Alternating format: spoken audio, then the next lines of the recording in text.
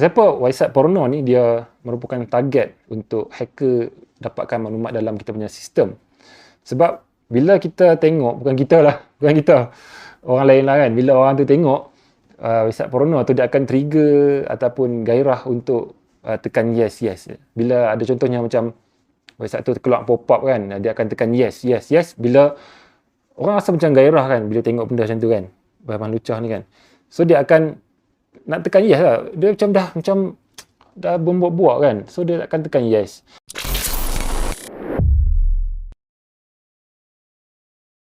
Kita gunakan phone kita setiap hari, PC, laptop, Mac, apa semua setiap hari kan. Pernah tak kita terfikir tentang cyber security device kita? Okey, benda ni tak banyak sangat orang cerita. Jadi dalam video kali ni aku nak kongsi sikit dengan hampa lah. Apakah itu malware? Satu benda yang sangat penting untuk kita tahu supaya kita menggunakan internet dan menggunakan device kita dengan lebih selamat. Okey, apakah itu malware? Malware itu maksudnya adalah malicious software. Jadi dipendekkan jadi malware. Malware ni adalah nama umum bagi software jahat lah. Malicious ni maksudnya yang berniat jahat lah. Satu program yang dibuat untuk berniat jahat, dia masuk kat dalam PC orang, masuk dalam phone orang apa semua kan.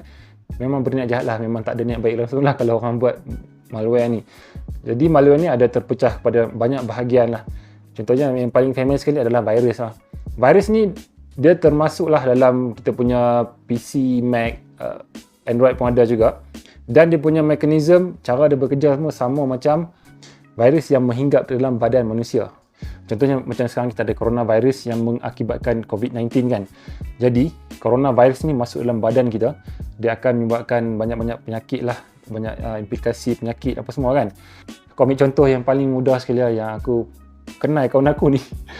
Dia ni sebenarnya adalah seorang programmer. Dia buat satu virus, nama dia virus mawar. Hampa boleh google lah, virus mawar. Pernah hangat di Malaysia dalam sekitar tahun 2007, tak silap aku, kalau aku tak silap lah. Dia ni sebenarnya dia saja buat virus mawar ni. Tiba-tiba dia spike satu Malaysia kena. Mungkin ada orang cucuk dia punya USB flash drive dalam dia punya PC. Lepas tu berjangkit sampailah satu Malaysia kena virus mawar ni. Jadi macam tu lah yang berlaku ataupun mekanisme virus dalam kita punya PC ataupun kita punya sistem lah. Dia akan replicate, duplicate sampai tersebar luas. Macam yang berlaku sebiji macam COVID-19 yang sekarang kita hadapi kan. Itu adalah virus. Jadi virus ni banyak lah dia punya faktor. Antaranya adalah orang tu buat sendiri virus tu. Dan ada juga buat duit. Satu company ni dia buat virus dan dia cipta antivirus. Itu merupakan bisnes dalam kita punya sistem yang ada internet sekarang ni lah. Jadi benda ni kita kena berhati-hati lah. Virus ni boleh dihinggap sistem Mac OS, Windows, Android pun boleh juga.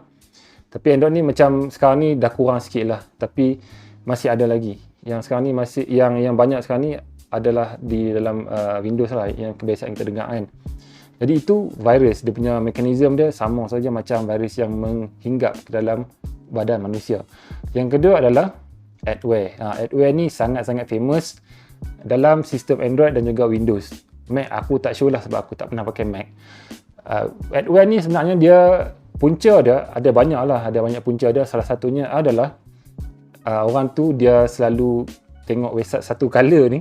Lepas tu dia terklik link yang bukan-bukan. So dia akan keluar lah adware tu.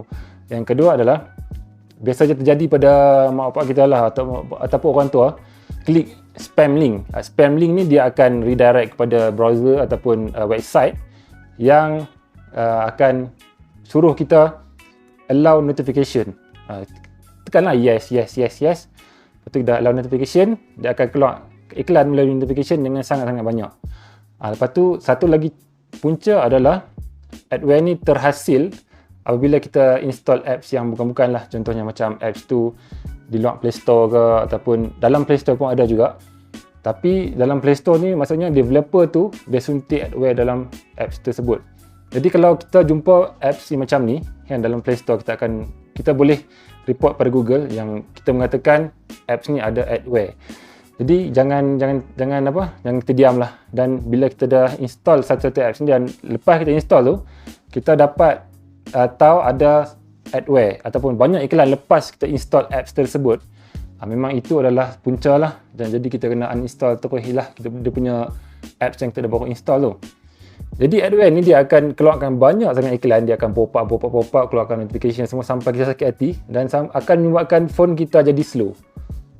Kemuncak dia, phone kita akan jadi slow, dan kita pun reformat lah kita punya phone. Windows pun sama jugalah, boleh jadi juga sebab kita allow notification daripada satu website tu.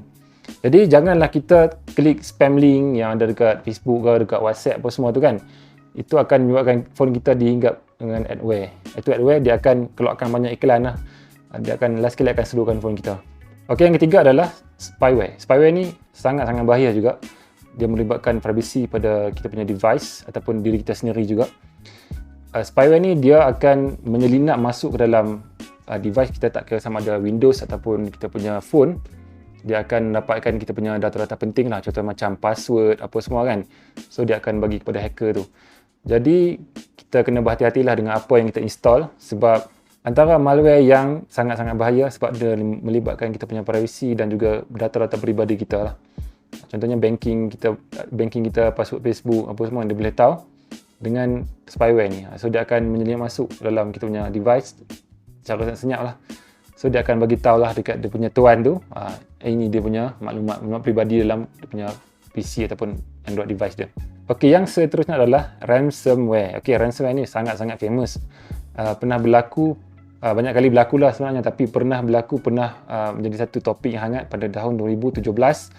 Yang mana pada tahun 2017 pernah berlaku satu ransomware secara besar-besaran lah yang dinamakan WannaCry. WannaCry ni memang sangat-sangat hebat lah, dia punya ancaman terhadap dunia IT pada tahun 2017, yang mana ransomware ni berfungsi sebagai satu malware yang menyelinap masuk ke dalam satu sistem dan dia akan encrypt dia punya sistem tu. Contohnya WannaCry ni dia akan, ataupun WannaCry ataupun apa-apa ransomware lah, dia akan masuk dalam satu sistem tu, dia akan kunci satu sistem tu dan dia akan minta wang tebusan. Sebab tu dia panggil ransom, wang tebusan. Biasanya hacker tersebut akan minta dalam bentuk Bitcoin lah, kebiasaannya lah. Ransomware ni bahaya lah untuk syarikat-syarikat yang besar kan, ataupun orang-orang yang ada data-data peribadi yang penting dalam dia punya PC apa semua kan. Tapi setakat ni aku tak pernah dengar lagi lah ransomware ni dia menyerang phone-phone Android ataupun iPhone. Yang setakat ni aku tahu lah, kalau hampa ada news pasal dia serang iPhone ataupun Android, hampa boleh komen kat bawah lah. Kebiasaan ransomware ni dia akan serang sistem lah. Sistem supaya dia boleh encrypt, dan kemudian bangsa tersebut akan bayarlah dengan sejumlah bayaran yang sangat-sangat besar lah. Juta-juta lah dia minta, atau ribu lah dia minta. Kalau hampa tak bagi dia punya amount yang dia minta tu, dia akan sama ada kunci selama-lamanya ataupun dia akan buang lah dia punya sistem tu. Jadi ini antara serba ringkas tentang malware, dan kita sebenarnya boleh kita nak menyelamatkan diri kita daripada ancaman malware ni. Antaranya adalah kita janganlah tengok website porno tu. Ni bukan sahaja dari segi agama lah yang kita kena bincang, tapi dari segi cyber security pun memang tak elok kita tengok website porno tu. Sebab aku pernah tanya kawan aku, dia kerja dekat bahagian cyber security kan. Pasal apa website porno ni dia merupakan target untuk hacker dapatkan maklumat dalam kita punya sistem.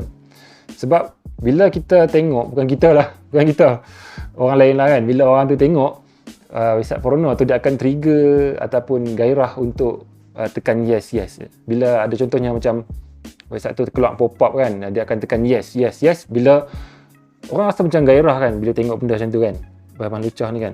So dia akan nak tekan yes lah. Dia macam dah membuat-buat kan. So dia akan tekan yes. Bila dia tekan yes, apa semua kan, dia akan allow website tu untuk bagi permission dekat kita punya sistem.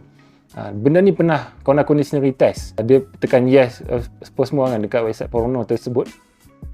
Dan secara tiba-tiba dia punya webcam menyala sendiri. Apa tahu tak? Dia boleh access kita punya webcam.